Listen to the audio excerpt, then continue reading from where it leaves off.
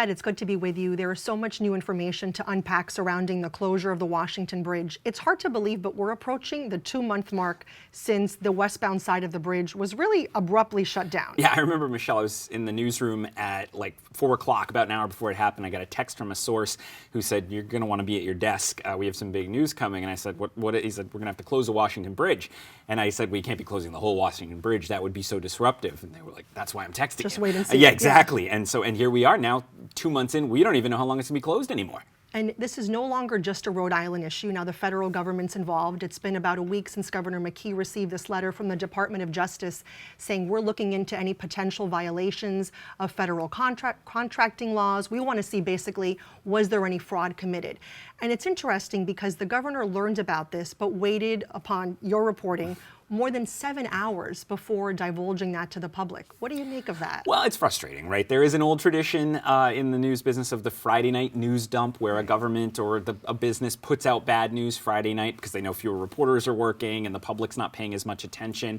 Now, in fairness, the governor insists that's not what happened here. He said it took all day to review it so that they could release it to the media, but that was a source of frustration. And then when we finally did get the letter Friday night, like 8 o'clock, they finally released the letter itself. It was interesting to see what they're looking for. The feds want documents out the bridge, not just from the last month or two, all the way back to 2015. Why 2015? I don't know, but the first thought I had was that is Peter Alvidi's entire tenure as director of the Department of Transportation, both for McKee and Gina Raimondo before him.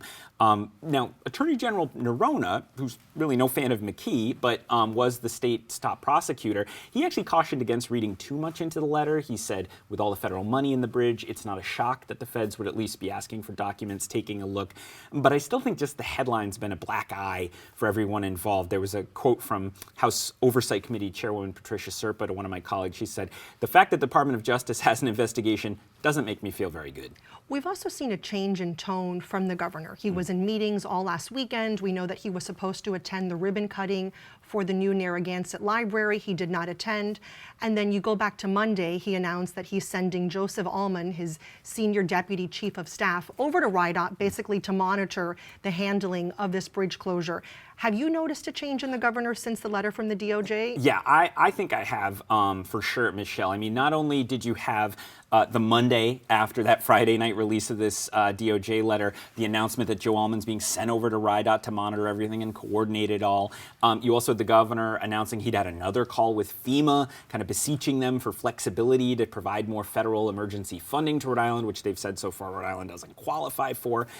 I think the other factor, of course, isn't just the DOJ letter, but the fact that that was the same week we found out finally publicly that the bridge might have to be entirely rebuilt. We've gone from a 3-month closure for some quick repairs to this bridge might be unusable, and who knows how long that could take. I mean, it took almost a decade to fix the eastbound side of the Washington Bridge. So I think that also was a sort of a wake-up call to the governor's office, like, what are we really talking about here? Yeah, another big development has been these emails that we've had from RIDOT employees that you and your colleagues at WPRI requested, along with other reporters from other media outlets.